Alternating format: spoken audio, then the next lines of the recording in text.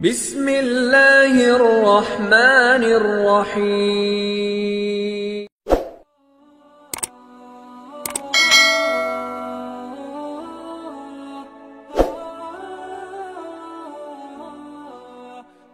Bismillahirrahmanirrahim. Assalamualaikum warahmatullahi wabarakatuh.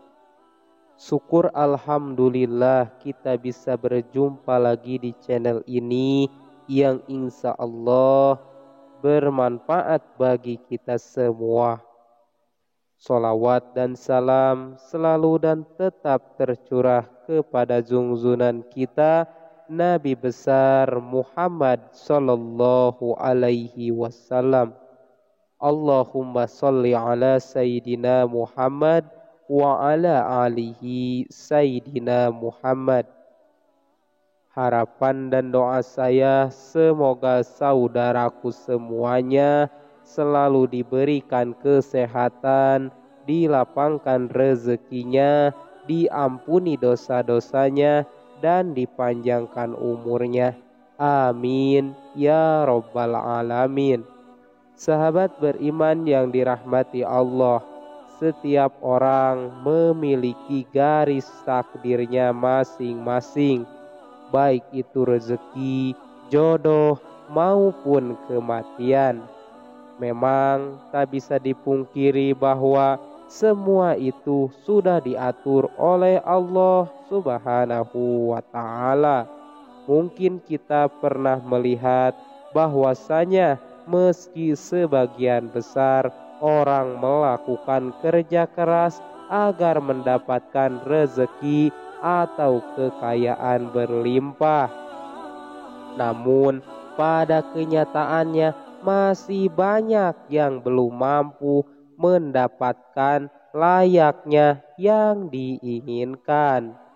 Sementara di sisi lain ada beberapa golongan yang justru dikejar rezeki dari manapun asalnya, atau kita menyebutnya sebagai orang yang dijamin rezekinya oleh Allah Subhanahu wa ta'ala.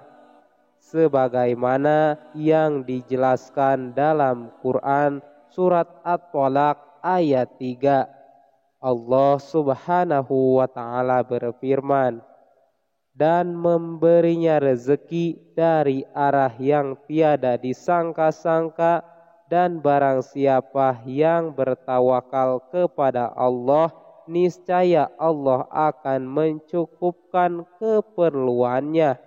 Sesungguhnya Allah melaksanakan urusan yang dikehendakinya. Sesungguhnya Allah telah mengadakan ketentuan bagi tiap-tiap sesuatu. Dari ayat tersebut sudah dijelaskan bahwa barang siapa yang bertawakal kepada Allah, niscaya Allah akan memberi jalan keluar dan rezeki dari segala arah yang tak pernah kita sangka-sangka datangnya. Lalu siapa dan apa cirinya orang yang selalu dikejar-kejar rezeki tersebut? Yang pertama, orang yang suka bersedekah. Seperti yang kita tahu, sedekah merupakan hal yang sangat terpuji, karena dengan memberikan sedikit harta dari penghasilan kita, secara tidak langsung kita telah membantu banyak orang. Dan doa orang yang teraniaya sangatlah mustajab di hadapan Allah Subhanahu wa ta'ala. Mungkin saudaraku semuanya juga sudah mengetahui bahwasanya apabila kita bersedekah dengan ikhlas, maka Allah Subhanahu wa ta'ala akan mengganti berlipat-lipat, baik di dunia maupun di akhirat kelak. Hal ini sudah jelas dalam Quran surat Al-Baqarah ayat 261. perumpamaan nafkah yang dikeluarkan oleh orang-orang yang menafkahkan hartanya di jalan Allah adalah serupa dengan sebutir benih yang menumbuhkan 7 bulir. Pada tiap-tiap bulir 100 biji. Allah melipat gandakan ganjaran bagi siapa yang Dia kehendaki, dan Allah maha luas karunia-Nya lagi maha mengetahui.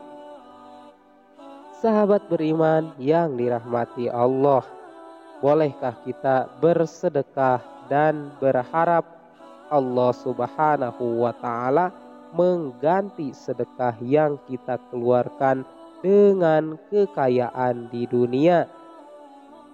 Tentunya boleh-boleh saja selama kita mengharapnya hanya kepada Allah Subhanahu wa Ta'ala, dan bukan mengharap supaya ada seseorang yang memberikan kita kekayaan setelah kita bersedekah. Ini yang tidak dianjurkan. Kenapa?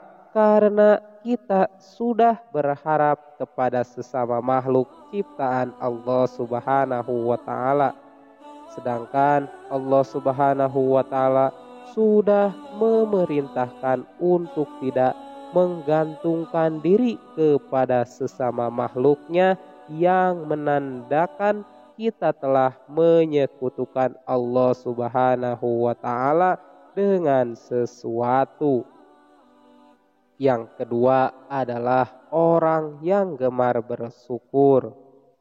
Sudah tidak dipungkiri lagi bahwasanya apabila kita selalu bersyukur setiap saat, baik ketika mendapatkan rezeki yang berupa harta, benda, kesehatan, atau bahkan dalam kondisi diuji dengan sakit pun kita bersyukur, insya Allah Allah Subhanahu wa Ta'ala akan menambah nikmat kita dengan kekuasaannya, akan mengangkat penyakit dalam diri kita. Dalam Quran surat Ibrahim ayat 7, Allah Subhanahu wa Ta'ala sudah berfirman, dan ingatlah juga tatkala Tuhanmu memaklumkan, sesungguhnya jika kamu bersyukur pasti kami akan menambah nikmat kepadamu, dan jika kamu mengingkari nikmatku maka sesungguhnya azabku sangat pedih. Dari ayat tersebut sudah jelas dikatakan bahwa barang siapa yang sering mensyukuri nikmat yang diberikan Allah Subhanahu wa Ta'ala, maka Allah akan menambah nikmat untuk kita. Akan tetapi jika kita mengingkari nikmat yang diberikan Allah Subhanahu wa Ta'ala, maka Allah akan mengazab orang tersebut dengan azab yang sangat pedih. Untuk itu teruslah bersyukur dalam segala kondisi dan lakukan setiap hari. Insya Allah nikmat kita akan terus bertambah oleh Allah Subhanahu wa Ta'ala. Amin ya Rabbal Alamin.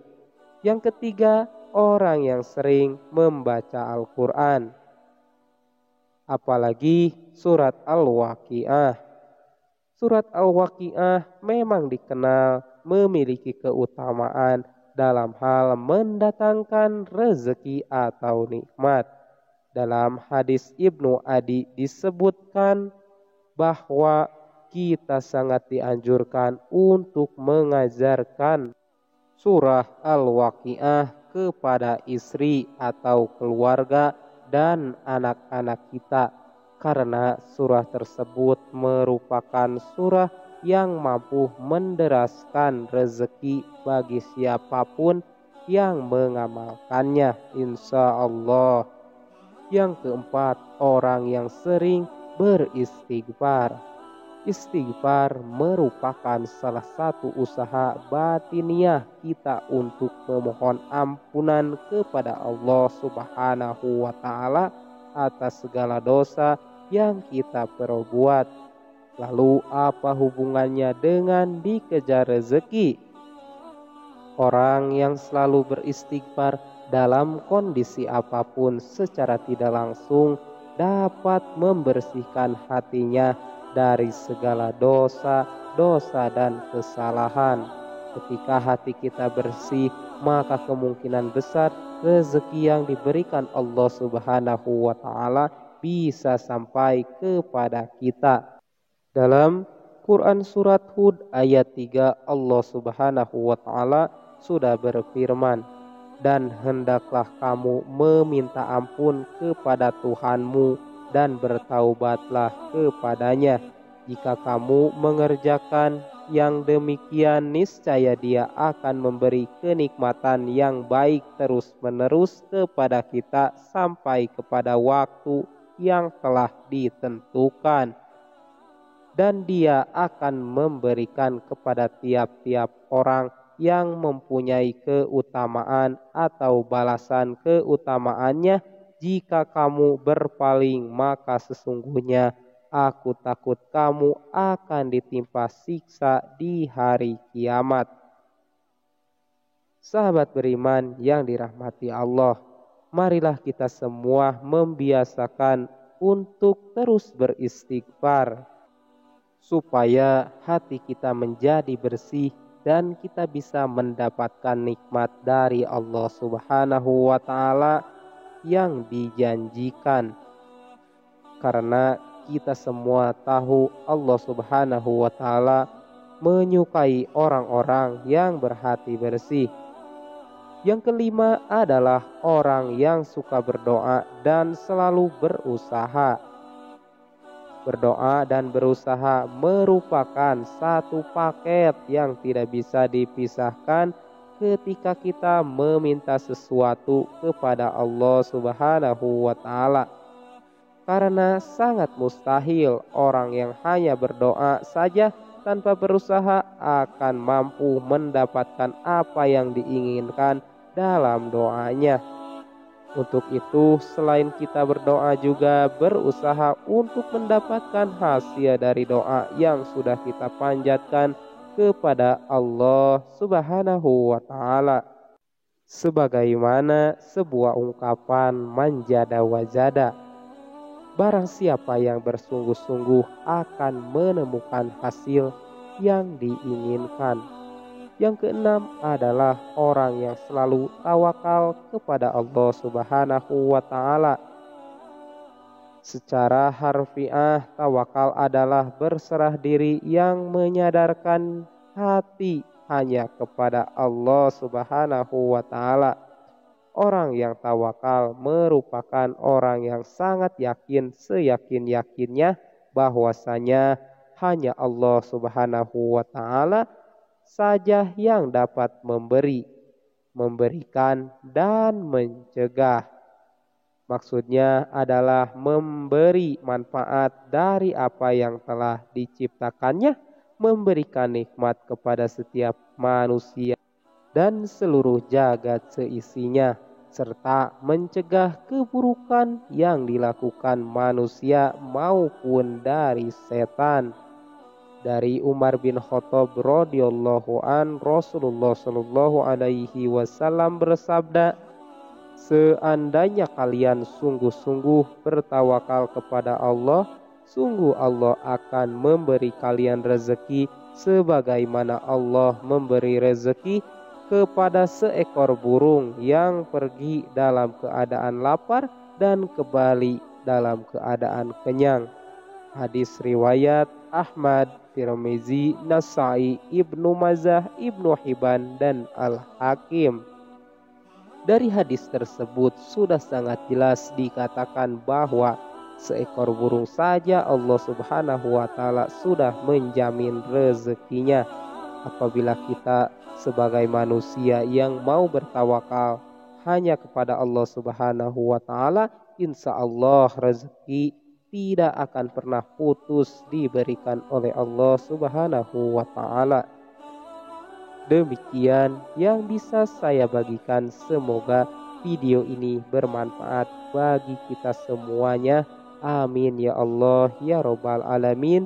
Akhirul kalam. Wassalamualaikum warahmatullahi wabarakatuh.